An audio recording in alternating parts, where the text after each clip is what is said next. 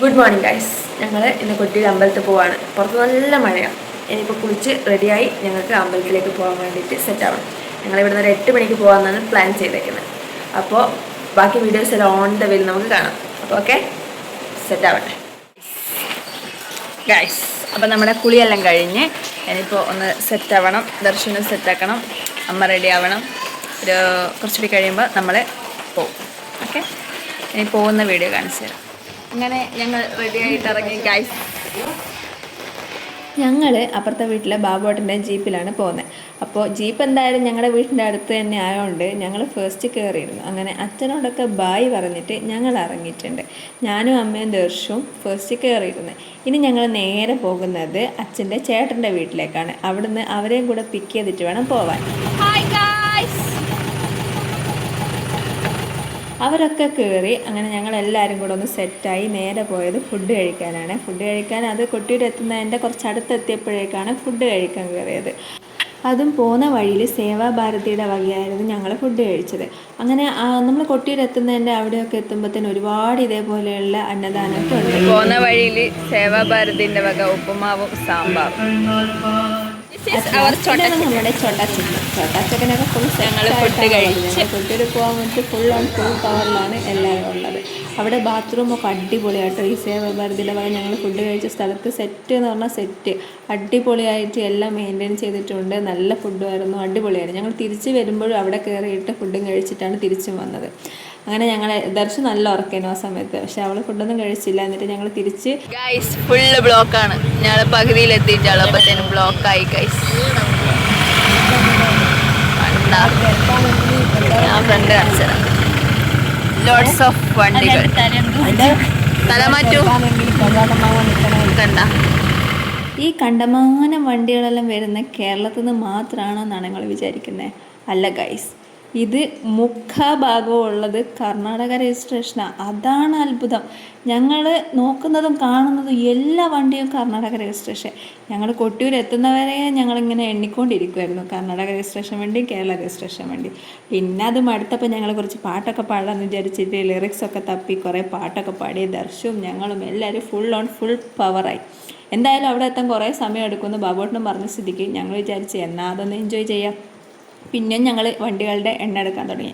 KL ആണോ KA ആണോ എന്ന്, കർണാടകയാണോ കേരള ആണോ എന്ന് എന്തൊക്കെയോ കാട്ടിക്കൂട്ടി ലാസ്റ്റ് ഞങ്ങൾ കൊട്ടിയൂരെത്തി. ബ്ലോക്ക് ആയതുകൊണ്ട് ഞങ്ങൾ ആ പോകുന്ന വഴീൻ്റെ പകുതിയിലെത്തിയപ്പോഴത്തേനും ഞങ്ങൾ വണ്ടി നിർത്തി അവിടെ ഇറങ്ങി ഞങ്ങൾ സാധനങ്ങളൊക്കെ എടുത്ത് എന്നിട്ടാണ് മുന്നോട്ടേക്ക് പോയത്. ചെറുതായിട്ട് മഴ പെയ്യുന്നതുകൊണ്ട് ദർശൻ്റെ തലയിലൊക്കെ ടർക്കിയൊക്കെ ഇട്ട് കൊടുത്ത്. ഇതായിരുന്നു ഞങ്ങൾ ബാക്ക് സൈഡിലാണ് ഞങ്ങളെ വണ്ടി ഇറക്കി വിട്ടത്. അവിടുന്ന് കുറച്ചധികം നടന്നിട്ടാണ് പോയത്. എന്തായാലും പാർക്കിംഗ് ഒക്കെ ഫുള്ള് കർണാടക വണ്ടിയാണ് ഭാഗം ഉള്ളത്. അതാണ് വേറൊരു സത്യം.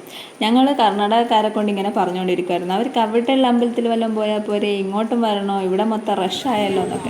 പക്ഷേ എന്തോ ദൈവം കേട്ടതാന്ന് തോന്നുന്നു. തിരിച്ചു വരുമ്പോൾ ഞങ്ങളുടെ വണ്ടി ഒന്ന് സൈഡായി. അതായത് ഒരു ചെളിയിൽ കുഴിഞ്ഞു പോയി ജീപ്പ്. അങ്ങനെ എടുക്കാനേ പറ്റുന്നില്ല. ലാസ്റ്റ് നമ്മളെ കേരളത്തിലുള്ള ആൾക്കാരൊന്നും നമ്മൾ മൈൻഡ് പോലും ചെയ്തില്ല. പക്ഷേ കർണാടകത്തിലുള്ള ഒരു 3-4-5 പേര് വന്ന് നമ്മളെ വണ്ടി തള്ളി മുന്നിൽ നിന്നും ബാക്കിൽ നിന്നും തള്ളി സെറ്റാക്കിയിട്ട് നമ്മളെ എന്താക്കി തന്നെ റോഡിലേക്ക് എത്തിച്ചത്. അപ്പം നമ്മൾ വിചാരിച്ച് കുറ്റം പറയാനേ പാടില്ല, ആരെയും അണ്ടർ എസ്റ്റിമേറ്റ് ചെയ്യാൻ പാടില്ല എന്ന്. കർണാടകത്തിലെ ആൾക്കാരെ നമ്മൾ എന്തോ കുറ്റം പറഞ്ഞിട്ടായിരുന്നു പോയിക്കൊണ്ടിരുന്നത്. പക്ഷേ ഒരു പ്രശ്നം വന്നപ്പോൾ വേഗം ഓടി സഹായിക്കാൻ വന്നത് അവർ തന്നെയാണ്. അപ്പം ഞങ്ങൾ വിചാരിച്ച് ദൈവം കേട്ടതായിരിക്കുമെന്ന്. അതൊക്കെ പോട്ടെ, നമ്മൾ ഈ വഴി കൂടെ കുറേ നടന്ന് എന്നിട്ടൊരു പാലമൊക്കെ കടന്നിട്ടാണ് പോവേണ്ടത്. ഞങ്ങളിങ്ങനെ പറയായിരുന്നു കുളിക്കാനൊരു സ്ഥലമുണ്ടല്ലോ. ഞങ്ങൾക്ക് ബാക്ക് സൈഡ് കൂടെ വന്നതുകൊണ്ട് ഒന്നും മനസ്സിലായില്ല.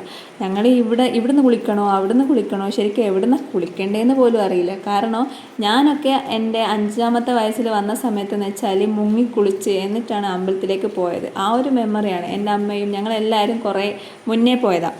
അപ്പോൾ ഇവിടെ ഫുള്ള് മാറ്റം വന്നതുകൊണ്ട് എന്താണെന്ന് ഒരു ഐഡിയയും കിട്ടുന്നില്ല. അവിടെ ഒന്ന് മുങ്ങാനുള്ള വെള്ളം കാണാത്തതുകൊണ്ട് ഞങ്ങൾ ആലോചിച്ച് എന്നാൽ കാലും കഴുകി കയറാം. അവിടെയുള്ളൊരു ചേട്ടൻ പറഞ്ഞ് കാല് കഴുകാനുള്ള വെള്ളമേ ഉള്ളൂ, ഇതിനപ്പുറത്തേക്ക് വീഡിയോഗ്രാഫി ഫോട്ടോഗ്രാഫി ഒന്നും അനുവദീയമല്ല ഗൈസ്. ഇവിടം വരെയാണ് നമുക്ക് കാണിച്ചു തരാൻ പറ്റുള്ളൂ. ഓക്കെ, ഇനി ഞങ്ങൾ തൊഴുത് വന്നിട്ട് ബാക്കി കാണാം. നമുക്ക് ആ വഴിയിലൂടെയാണ് പോകേണ്ടത്. ഒന്നും പറയാനില്ല, അത്രയും തിരക്കാണ് കൊട്ടിയൂർ. ഞങ്ങൾ അവിടുന്ന് എങ്ങനെയൊക്കെയോ ഇറങ്ങി ലാസ്റ്റ് അവിടുന്ന് തിരിച്ചിങ്ങ് പോന്ന്. ഇനിയിപ്പോൾ ഞങ്ങൾ കഞ്ഞി കുടിക്കാൻ വേണ്ടിയിട്ട് പോവുകയാണേ, കഞ്ഞിപ്പുരയിലേക്ക്. നമുക്ക് കഞ്ഞി കുടിക്കുന്ന കാണാം. ഓക്കെ ഗൈസ്, എല്ലാവരും മുന്നിൽ നടക്കുന്നുണ്ട്, ഞാൻ കാണിച്ചത് കണ്ട. എല്ലാവരും അങ്ങോട്ടേക്ക് പോവാം. നല്ല മഴ പെയ്യുന്നുണ്ട്, എല്ലാവരും ടയേർഡായി.